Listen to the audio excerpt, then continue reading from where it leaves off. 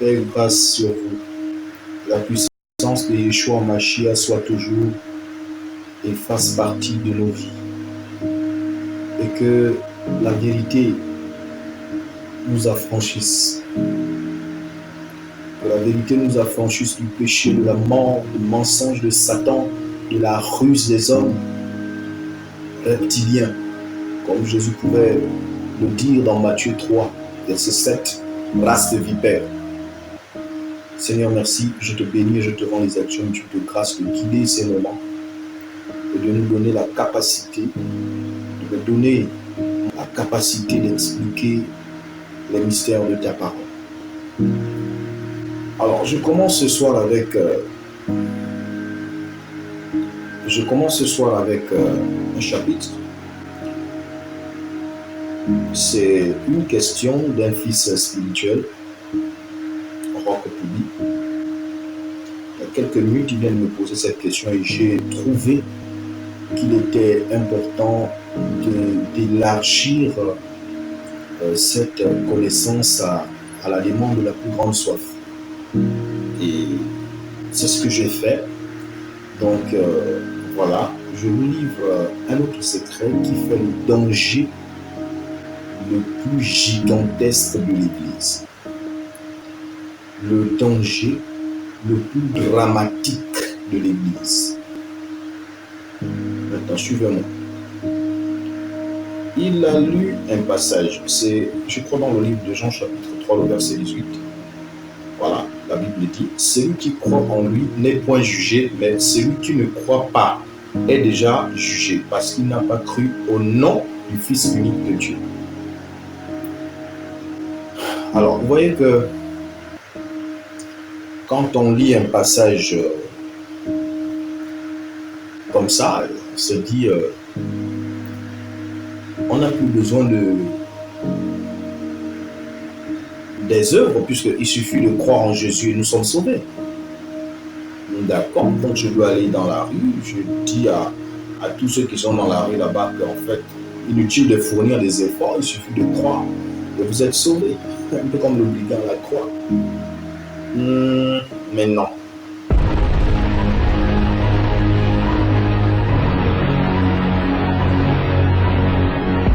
C'est une très grave erreur.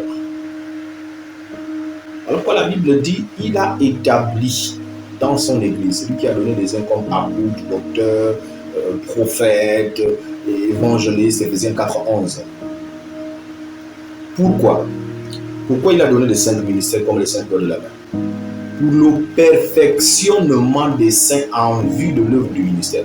Ça veut dire que les 5 ministères sont là pour rendre parfait l'œuvre de Dieu. C'est-à-dire que ces hommes-là doivent se parfaire. Et nous les présentons à Jésus de manière immaculée. L'heure immaculée, là, c'est ça là que Jésus attend. Donc, si le pasteur n'a pas la mission de te laver, il ne t'aime pas.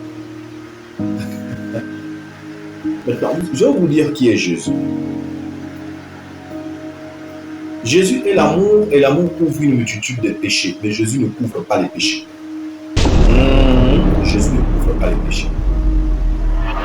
Jésus, en réalité, notre Seigneur, écoutez ce que Jean dit de Jésus, parce que parmi tous les prophètes, j'entends certains dire, mon pasteur, mon prophète, c'est le dernier messager. Bon, je ne veux pas rentrer dans ce cadre-là aujourd'hui, nous allons voir ça peut-être plus tard si Dieu le veut. Pour moi, je ne crois pas un dernier messager qui doit arriver à enseigner toute la terre. Ça, c'est pas possible. Il n'y a pas un prophète au-dessus de Jésus. Parce que Jean-Baptiste est celui qui ferme la porte de prophète. Il y a des années, je parle le même langage. Voilà, c'est Jean-Baptiste. Et Jésus l'a dit que depuis le temps de vos pères, vous voyez la Bible hébraïque là-bas, depuis Moïse, les gens ont prophétisé, c'est jusqu'au prophète Jean. Parmi tous ceux qui sont nés des femmes, il n'y a pas parmi de plus grand que lui. Et si vous voulez le comprendre, celui qui devait venir. Et Jésus va rendre ce témoignage-là de Jean. Il reste le plus grand de tous les prophètes messagers envoyés à l'humanité. Jean-Baptiste. Maintenant, qu'est-ce que le prophète des prophètes dit quand il voit Jésus venir au baptême? Il dit, voici l'agneau qui couvre les péchés du monde. mais qui ôte les péchés du monde. Oh, Shala.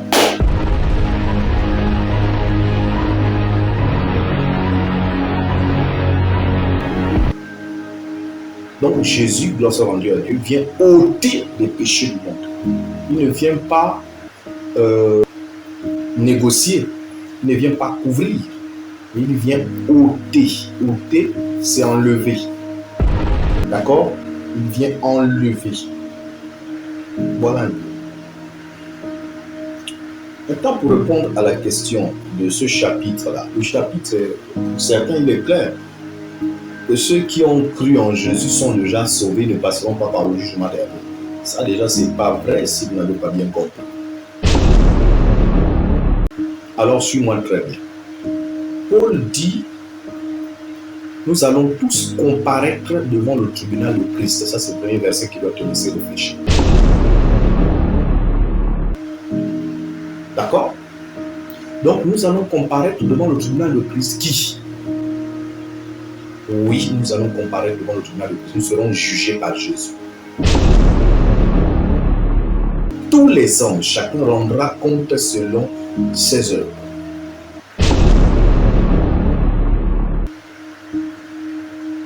Dans l'Apocalypse, on dit des livres furent ouverts. Ça veut dire que tu sois pasteur, que tu ne sois pas pasteur, que tu sois païen, que tu ne sois pas païen, Dieu te jugera un jour. Tu dois le savoir.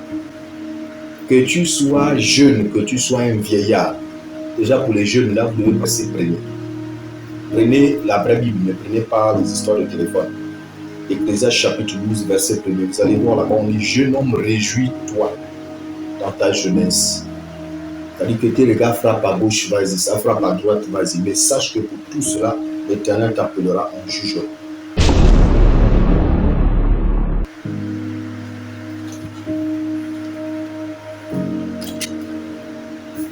Ok.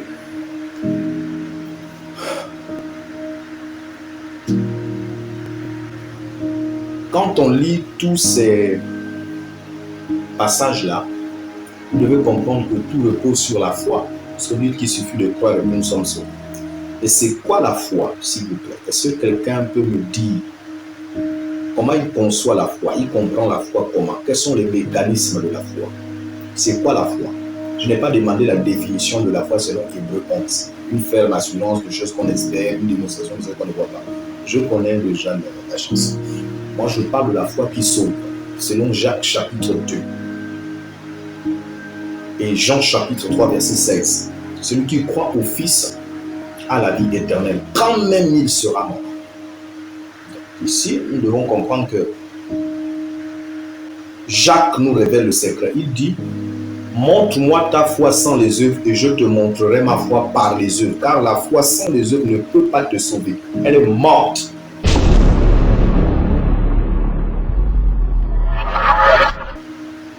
Alors, pasteur, chrétien, toi qui brandis les versets que tu ne comprends pas. Oh, le livre des gens dit, nous sommes déjà, nous ne passerons plus par le jugement. Mais Paul dit, nous allons comparer devant le tribunal de Christ. Et regardez un autre passage qui doit aussi vous troubler. Je vais commencer par les passages les plus simples. Dans les Corinthiens, Paul va dire que déjà les Corinthiens sont une lettre envoyée à l'église qui était à Corinthe. Vous voyez, non, les épîtres de Paul aux Corinthiens. Donc, disons les lettres, parce qu'une épître c'est une lettre, les lettres de Paul envoyées à l'église de Corinthe. Vous comprenez mieux?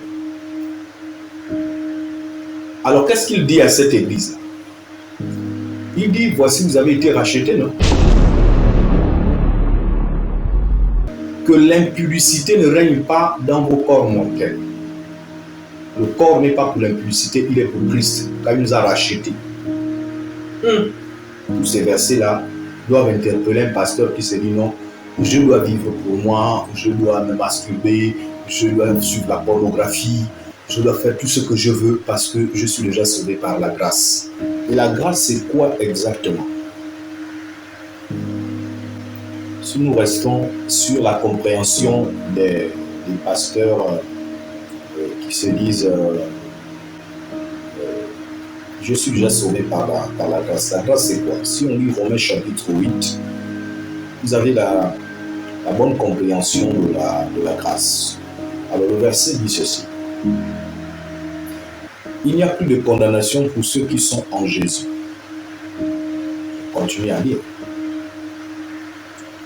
Il n'y a plus de condamnation pour ceux qui sont en Jésus. La loi de Christ m'a affranchi. La loi de Christ m'a affranchi de la loi du péché. Il dit, quand je veux faire le bien, c'est le mal qui est en moi qui agit. Je reconnais par là qu'il y a une autre loi qui lutte dans ma chair. Gloire soit rendue à Dieu, puisque là-bas, Paul sait bien, il dit, mais qui me délivrera de cette loi? Dans Romains, chapitre 8, il dit, gloire soit rendue à Dieu, maintenant je suis délivré de cette loi de la chair. Cette loi qui m'empêchait d'obéir à la loi de Dieu.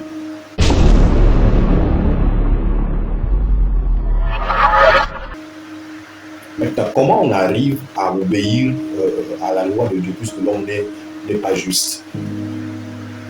La réponse se trouve dans Jean chapitre 15, le verset 4 à 7. Jésus va dire, déjà vous êtes purs à cause de la parole que je vous ai annoncée.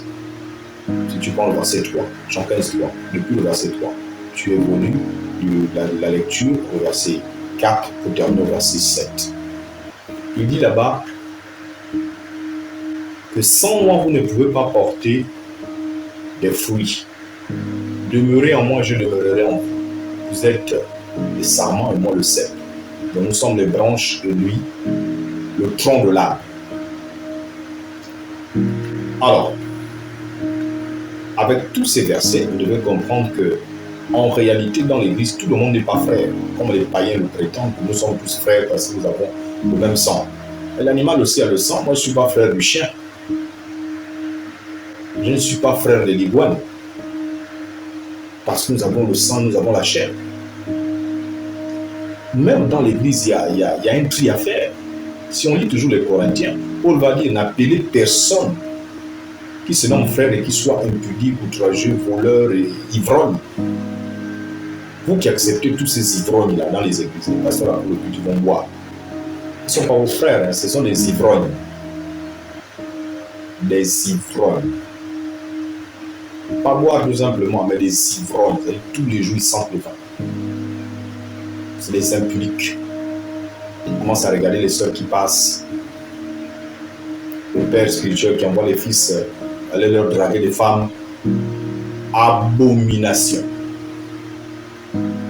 Abomination. Abomination. Il faut vraiment une repentance. Abomination. Je répète. Donc, tout le monde n'est pas frère. Et je n'aimerais pas m'étendre. Vous voyez, les Corinthiens chapitre 9. Le chapitre 6, verset 9 à 10. Paul nous interpelle là. Qu'est-ce qu'il dit? Ne vous y trompez pas. Les impudiques, les idolâtres, lisez ça. Il s'adresse à une église, il n'est pas comme païen. Il parle à l'église. S'il savait que l'église du Seigneur est déjà sauvée par le moyen de la foi de quoi sans les œuvres. Mais la Bible est claire, tu ne peux pas monter au ciel bien que par une foi morte. Il faut les œuvres. Et les œuvres là sont les œuvres d'amour, les prémices. Donc quand tu commences à abandonner le mal, ce sont les prémices de l'amour. Dans Apocalypse, il y a un passage là-bas. Nous pouvons aussi interpréter de manière spirituelle. Et je crois 44 000 qui le suivaient, qui n'ont pas connu de femme. Et ils ont été présentés à Dieu comme les prémices de la terre. Parce qu'il les a rachetés au milieu. Donc l'impudicité, c'est aussi l'image de plusieurs croyances. Se souiller, on dit l'abomination dans le lieu saint. Daniel avait prophétisé ça. C'est notre temps, regardez. On n'a plus peur de rentrer dans la magie, les œuvres de la chair. Les œuvres de la chair. D'autres sont repartis dans nos traditions. Autrefois, tu dansais le Wikunda, dansais le Moudi, dansais le Mouiti, tu repars encore dans ça. C'est toi qui attaches le pagne le samedi, pasteur. C'est toi qui entonne dans les temples de Mouiti. Le dimanche, c'est toi qui es sur l'estrade. Quel pèlerinage. faisait l'implique. Les pasteurs sont dans les partous, les chrétiens dans les partous. On ne peut pas les moi de ce genre de choses. Puisque la Bible dit que le corps n'est pas pour l'impudicité.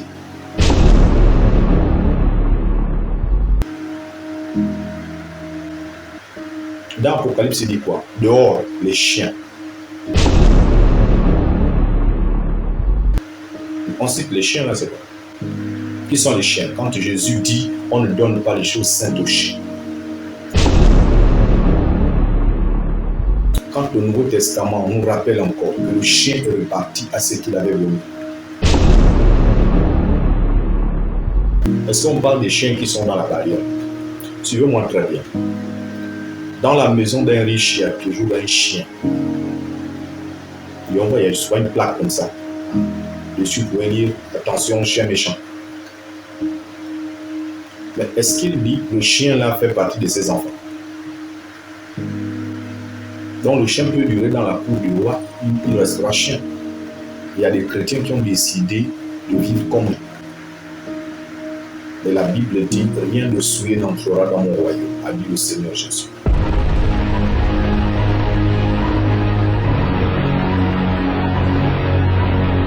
Sur toi. Toi qui ne suis que l'impunicité.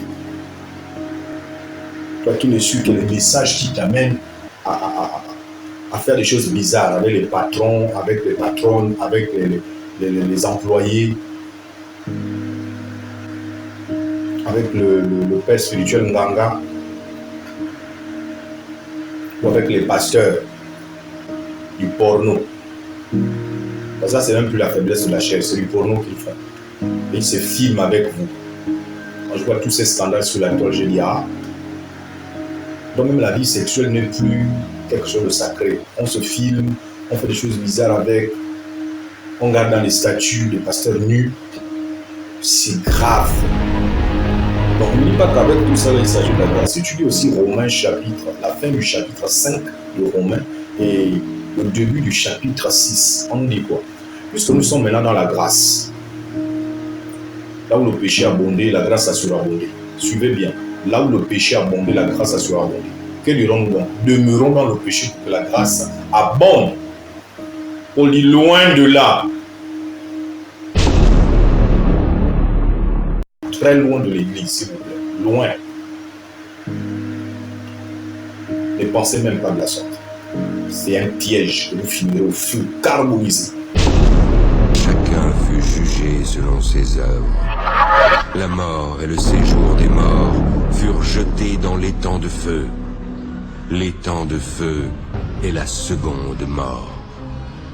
Quiconque ne fut pas trouvé écrit dans le livre de vie fut jeté dans l'étang de feu. Sortez de ce genre de notes, de cette compréhension erronée des Écritures. Et pour terminer, il ne faut pas que je sois trop long. Parce que les spécialistes de la Bible me regardent, les pasteurs fumeurs, les pasteurs de boîte de nuit, on les appelle les mondains, ceux qui connaissent mieux la Bible.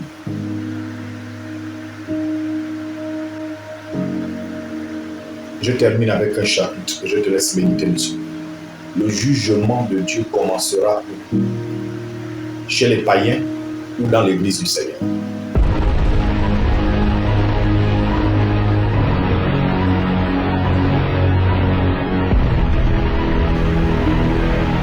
Si tu connais le chapitre, le voici.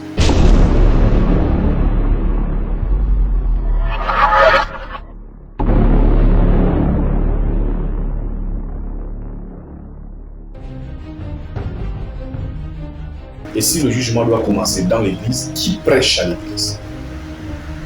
Qui dirige l'église? N'est-ce pas les chrétiens? Alors les chrétiens seront jugés. Nous allons tous comparaître devant le tribunal de Christ.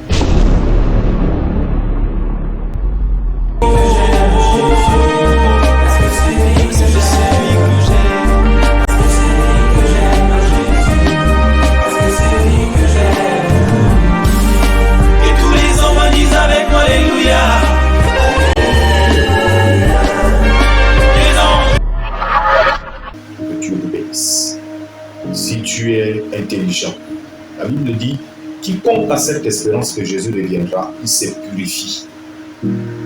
C'est un genre, non? Il se purifie. Il sait que Jésus reviendra.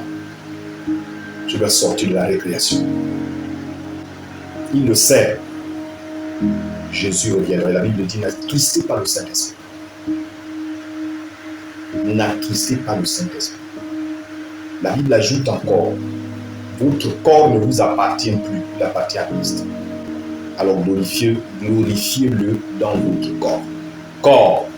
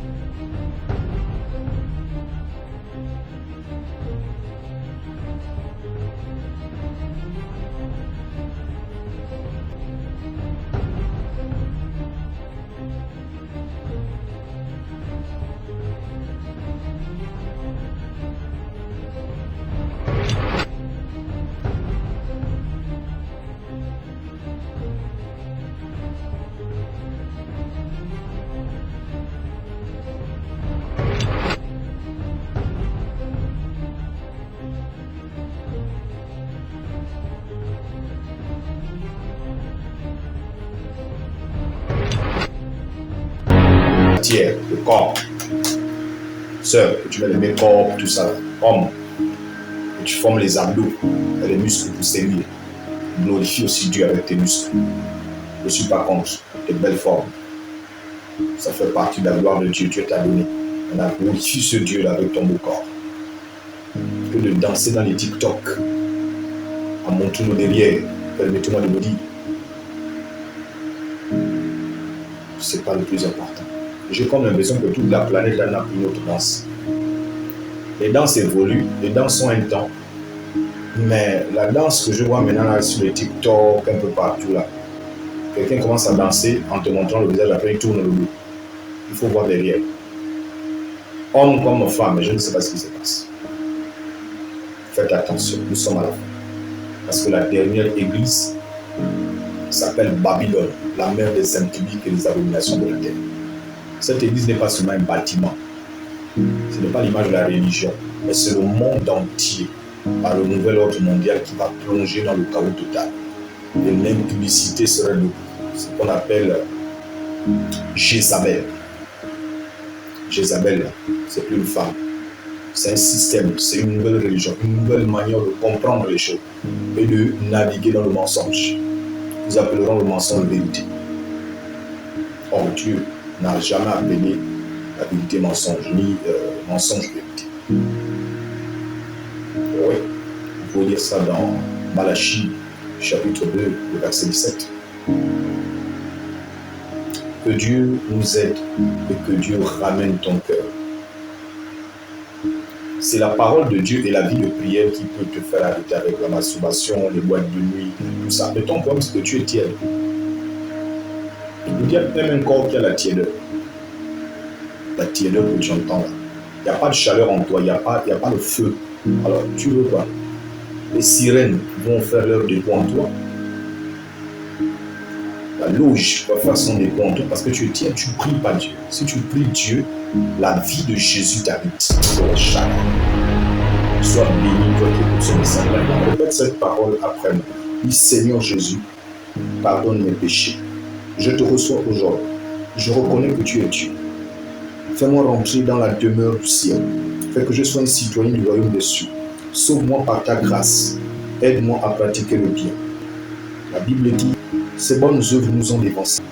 Merci Jésus, que nous puissions les pratiquer. Que la gloire, l'honneur, la majesté, nous règne de tous les siècles reviennent Jésus. Amen. Voici aujourd'hui, tu as reçu Jésus. Maintenant, cherche une bonne église, là où la parole de Dieu est enseignée dans la vérité.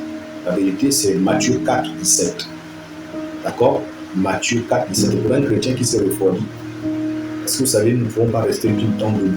Romains 14, 4, il peut arriver que tu tombes dans le péché, mais Dieu va t'enlever de là. Et quand tu vois tu es tombé et que tu restes là, là c'est plus tomber dans le péché. Tu pêches involontairement. Tu ne peux plus quitter la mauvaise position. Tu as choisi la mort. Alors relève-toi. Le monde est rempli de séduction, que tu es tombé. Maintenant, relève-toi au nom de Jésus. Seigneur, donne-moi la capacité de sortir de la mauvaise vie. La gloire de Yeshua Hamashiach. Amen. Soyez bénis pour toujours.